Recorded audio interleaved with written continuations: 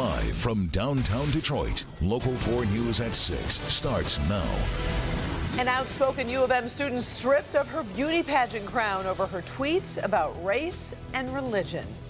Also, as two men are brought up on murder charges, we're learning why investigators believe one of them killed a member of the local LGBTQ community. All coming up. Let's start things off, though, here on Local 4 News at 6 with the weather and the storms that have been firing up across the region. What a day it's been. It's been hot and muggy all day long. Ben's here with a look at the wet and windy weather that is moving through. Yeah, Karen and Devin, the only good thing we can say about these storms is it has taken us out of the 90s and even in some cases the 80s. But there is a lot of water in these thunderstorms, especially with this area that we've been tracking since about 3:30 this afternoon. A third thunderstorm is now entering parts of Wayne County, and when we take off the lightning strikes, which are just copious there, possibly responsible for 2 house fires that are ongoing in Monroe County. We can see there's just a tremendous amount of rain there, and in some cases on the west side of 275, that cell looks almost stationary. When you start measuring it, you can start to see those orange blips on our estimated rainfall graphic. That's over 3 inches of rain. We're estimating about 3.7 inches there in parts of downriver, and it obviously still coming down. So that could become a serious problem here in the not too distant future. Plenty of rain here in Genesee and Livingston County as well. There are no warnings out except for a flood advisory for that southern end of Wayne County, and that is until 7:15 tonight. Then we start talking about the heat. We got a little bit of a break from it, but not the humidity as those thunderstorms rolled through. Excessive heat warnings in effect until 8 o'clock. Tomorrow's heat will be the worst of the heat wave, and we could possibly set a record both in the afternoon and also tonight. We'll look at that and when the relief finally shows up in just a few minutes. Don't forget to download our Local Forecasters app. It's got everything you know to survive this heat wave and the summer storms, all in the palm of your hand. Search for it for free in your app store by looking at WDIV. Karen? All right, Ben. Well, it has just been downright swampy, even in places not hit by the storms. Let's get to Priya Mann, who's live in Ann Arbor, where people who packed towels for the sweat and umbrellas for the rain at least have the consolation of feeling like they were prepared today. Priya. You know, Devin, this was a tough assignment, but somebody had to do it. It is so hot out here. It is the perfect weather for some Italian ice, and this is a mango flavor. It is so good. It really helps you cool off, and vendors have been using fans like this at the Ann Arbor Street Fair to stay cool. We actually caught up with an awesome family on Detroit's east side. It really makes you want to be a kid again. Get her. Get her. Baby Liv and her big sister Sanaya were living it up in the water today. I was like, go ahead, get wet, get messy, and have fun while you can, while the sun is out. Their mom, Deanna, says the girls couldn't wait to get into the pool. She's been talking about this all day, like literally since she woke up, and I'm like, can you at least eat breakfast first? With the heat index hitting triple digits, it was all about finding ways to keep cool in the oppressive heat and humidity. It's really satisfying because it's free.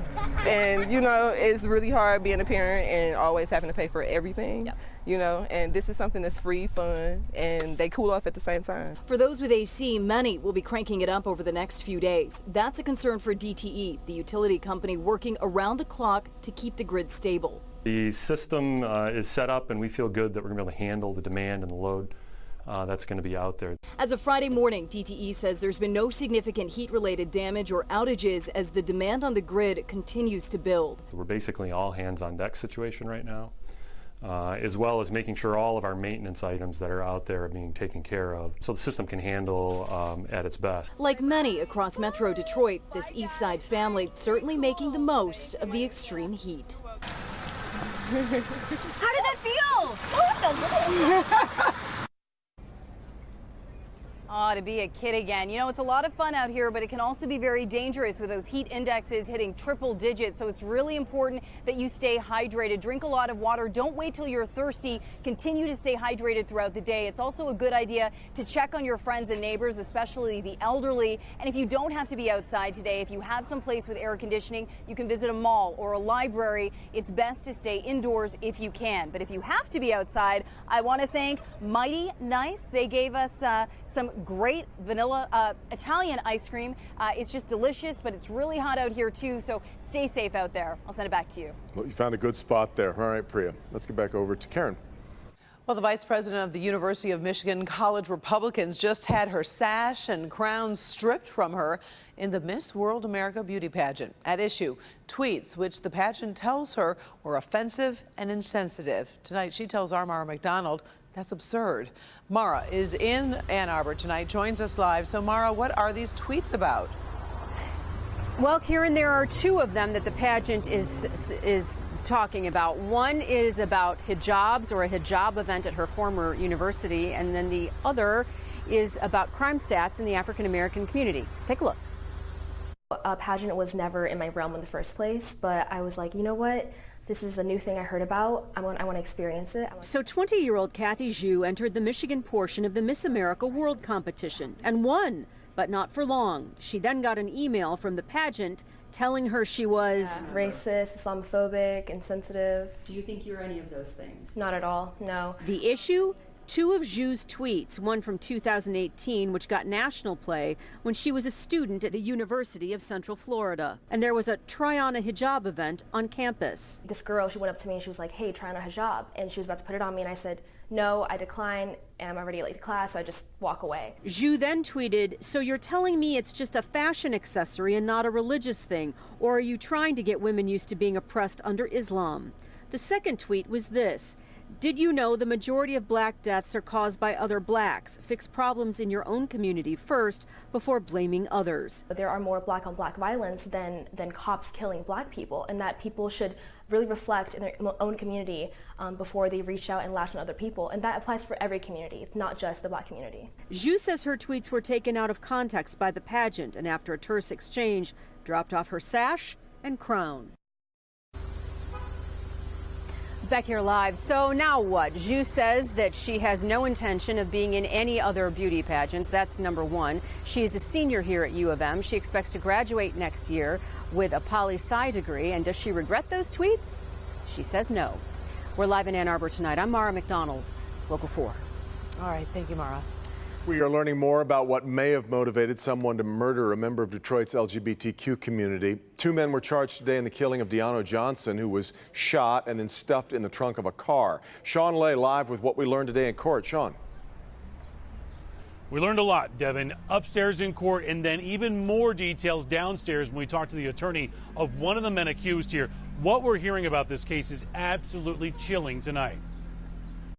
June 21st, family members of Deano Johnson frantic to find him after he went missing for 48 hours. Now, two men. Good morning, sir. State your name, please. Anthony Brock. 28-year-old Anthony Brock and Darnell Wilson. 30-year-old Darnell Wilson are both charged with a horrific attack on Deano Johnson, a member of Detroit's LGBTQ community. Johnson's body was found June 21st at Lender and French. He had been shot multiple times. His brand new Camaro was found burned. Prosecutors say both Brock and Wilson allegedly stuffed Johnson into the trunk of his car. A woman in that car told police she heard Brock pull Johnson from the trunk and fire several shots. The motive? Brock's lawyer says Brock met Johnson on Facebook for a sexual encounter. He says the allegations are Brock murdered Johnson to keep that encounter from being made public. There was allegedly a dating relationship between my client and the decedent. It's also my understanding that there were some things passed around on social media that may have been an embarrassment to my client or the complaining witness. I don't know. Both Brock and Wilson facing 20 charges each of murder, robbery, carjacking, and felony firearm charges. Brock's sisters in court did not want to say anything. We're back here live tonight outside 36th District Court. Both men being held tonight without bond. We did reach out to Deano Johnson's family, his mother and godmother, to see what they had to say about this. They're asking for privacy tonight. Certainly understandable. We are live tonight downtown. Sean Lay, Local 4. It is indeed. All right, Sean. Well, layoffs are coming to Shinola. Yes, the luxury watchmaker company says it's cutting about 5% of its workforce. Shinola says the layoffs are part of the company's decision to refocus and restructure its business strategy. A Shinola spokesperson says the company is working with those affected to find employment elsewhere. No word on where those layoffs are coming from. All right, let's check in on the national stories that we've got coming up ahead tonight on NBC Nightly News at 6:30. Lester Holt joins us live from New York City with a preview. Hi, Lester. Hey, Karen and Devin, tonight we have an NBC News investigation into the owner who bought up more than 100 nursing homes nationwide and the disturbing things that reportedly happened to patients after he took over. Plus, why more women are using pot during pregnancy. Whoa, now that's pretty surprising considering pregnant women are told to stay away from alcohol and drugs. Yeah, that's been a common reaction. A study found the use of cannabis by pregnant women nearly doubled in one area of the country in particular. We'll look at more on why these women are taking what some see as a risk when we see it tonight on NBC Nightly News. Wow, fascinating. All right, that's coming along about 20 minutes from now. Lester, we'll see you then. Thanks. There are plenty of fun summertime festivals in Detroit, and almost all of them have one thing in common. They're held downtown. Ahead, find out about one taking place in the neighborhoods tomorrow. Plus, what happened at a Tim Hortons drive-thru in Ypsilanti has a couple accusing the restaurant chain of discrimination. You'll hear part of the clash that they had with an employee. That's next.